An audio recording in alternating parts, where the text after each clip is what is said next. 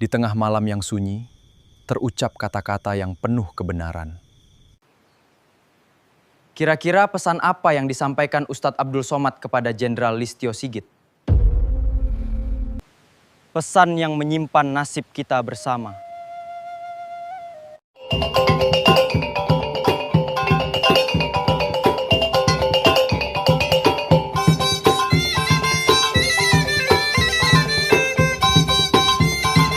Assalamualaikum warahmatullahi wabarakatuh. Sambah sujud josimpuah, sabarek bungkanan piawai, naraco luruih main daun, indak basisiah jo basibak, indak bahinggo jo babate, kok ketek indak basabuik namo, kok gadang indak babilanggala.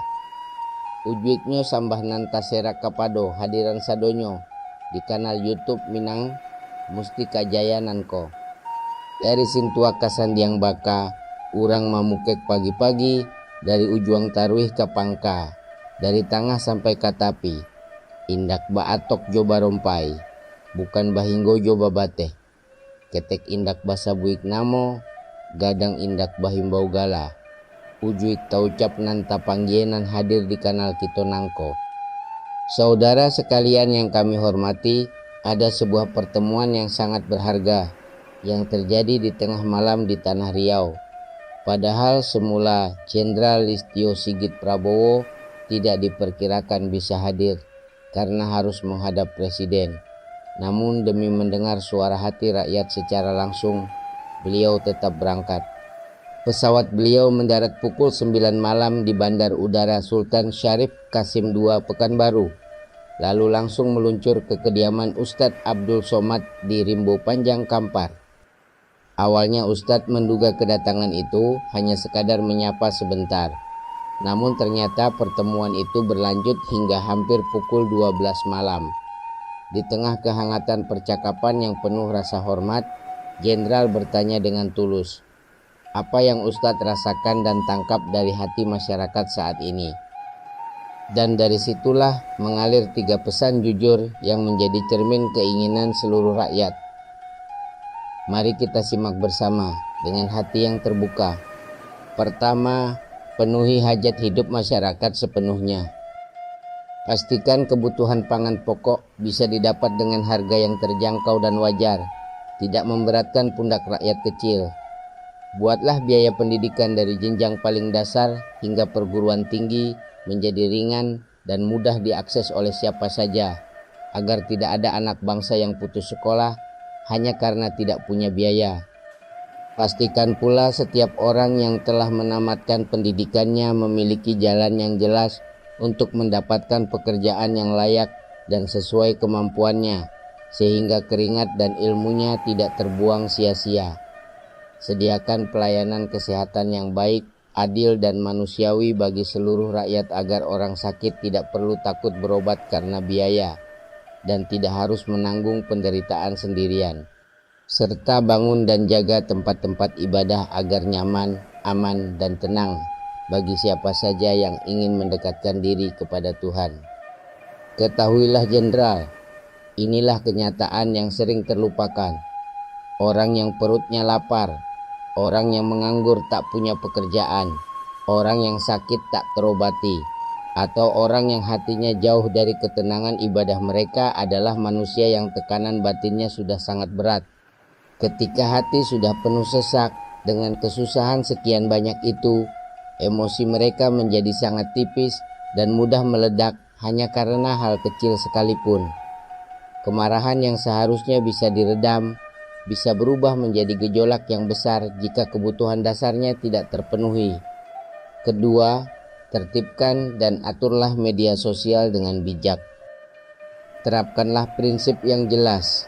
1 orang, 1 akun resmi yang teridentifikasi. Akun-akun palsu, akun samaran, atau akun ganda yang dibuat untuk tujuan tidak baik sangat merusak kedamaian dan persatuan di tengah masyarakat. Orang yang sedang diliputi amarah atau orang yang sedang terganggu kesehatannya secara batin dan pikiran seringkali merasa berani melampiaskan kebencian, menyebarkan fitnah, atau menuduh sembarangan di balik nama samaran. Padahal di dunia nyata, mungkin mereka orang yang pendiam, tak berani bicara keras, atau bahkan sopan di hadapan orang lain. Namun karena merasa tersembunyi di balik nama yang bukan miliknya, merasa tidak ada yang tahu siapa mereka menjadi seolah berkuasa, menimpakan luka kepada siapa saja. Mereka merasa aman karena tidak diketahui siapa dirinya, padahal kata-kata yang mereka lempar bisa melukai hati orang lain, memecah belah persaudaraan, dan menimbulkan kebencian berkepanjangan.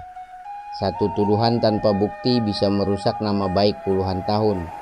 Satu kalimat kebencian bisa merenggangkan saudara. Satu kebohongan bisa menanam curiga yang tak hilang bertahun-tahun.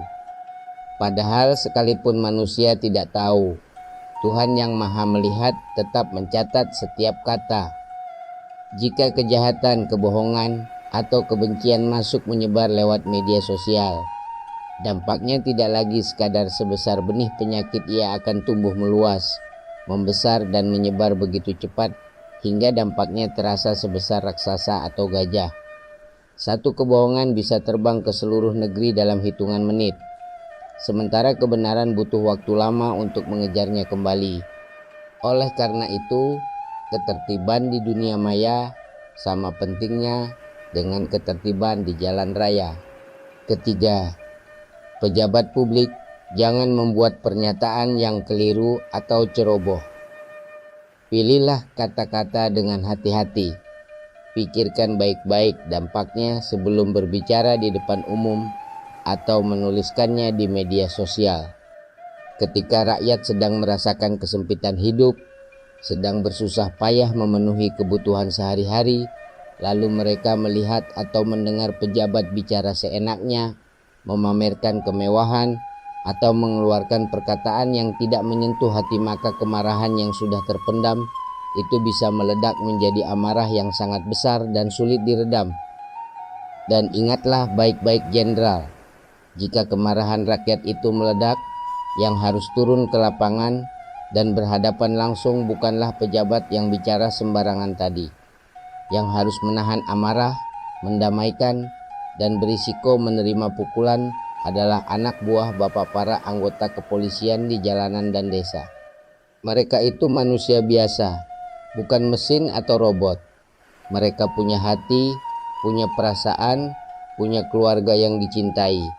Mungkin saat bertugas istrinya sedang mengandung, anaknya sedang sakit atau ujian, mereka pun punya masalah hidup. Janganlah beban kesalahan perkataan pejabat harus dipikul oleh para petugas yang menjaga keamanan itu.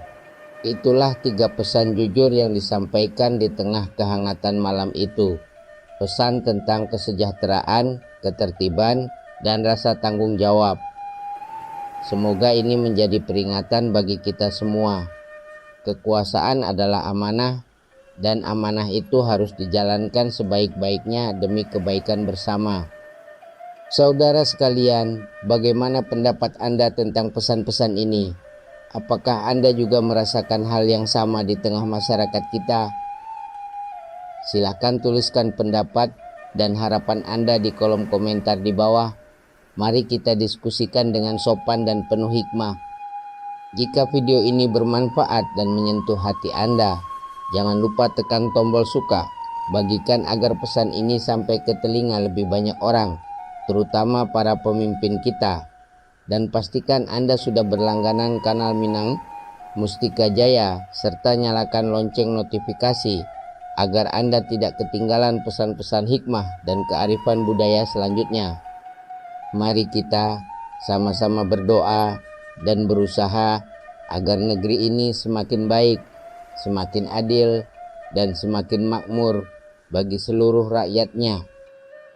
Wassalamualaikum warahmatullahi wabarakatuh.